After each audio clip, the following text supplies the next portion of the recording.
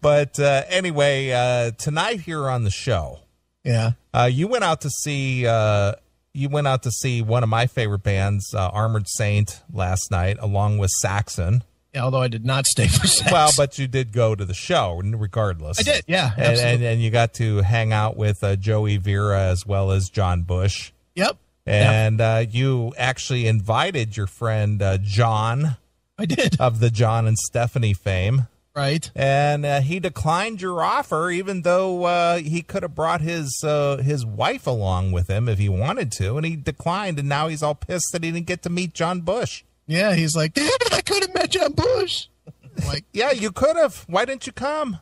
Yeah, he's like, fuck you, because I told him he could have got to meet him, and he texted me back, fuck you, bastard. I was like, hey, not even trying to be a dick. I had extra passes. You could have got in. Exactly.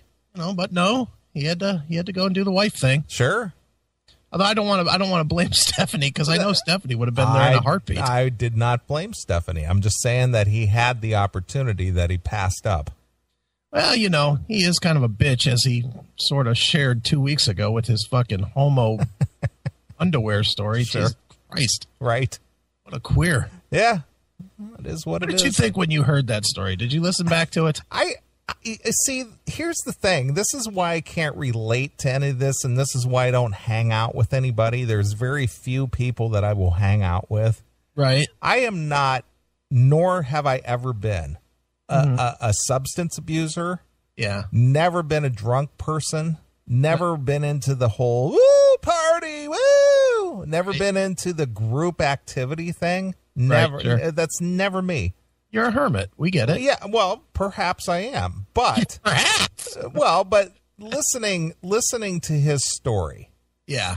Well, we got this cabin and the friends were going down and we're all hanging out. See, that would never appeal to me. Yeah, because for you, because you know why? Because you're a control freak.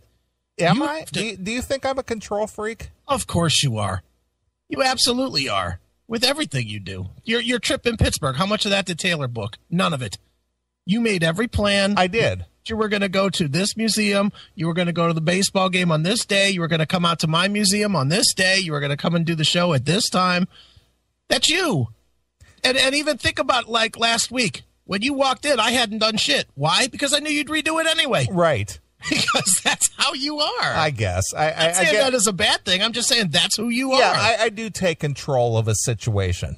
Of any situation that you're in. Yeah, but I have to because I want it done right. Right.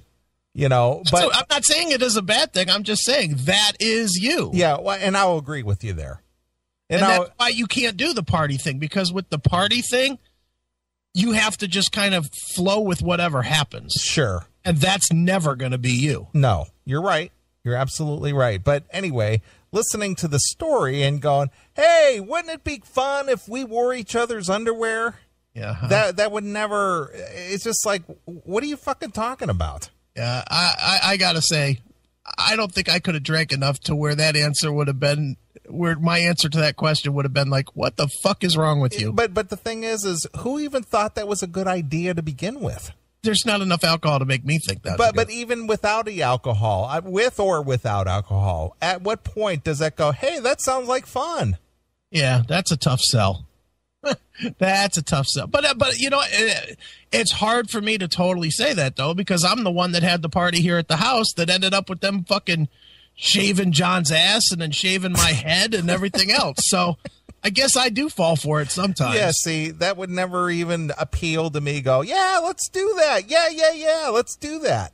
And I went right with it. I do go right with it. See, that to me, I would just like, okay, guys, thanks for inviting me. See ya. Goodbye. Yeah. And I guess with me, it goes back to what I always say about me on the show. I'm always into everything for the story. Right. If there's a good story to tell behind it, I'll do it. I'll do it once just to try it, other than sucking a cock. That's a story I'm never going to tell. Is it because you would never do that, or it's just a story you wouldn't tell? Oh, no, I would never do that. Believe me, if I ever woke up and had a cock in my mouth, I'd tell the story. Oh, no. I would certainly tell the story, but, wow. How do you not?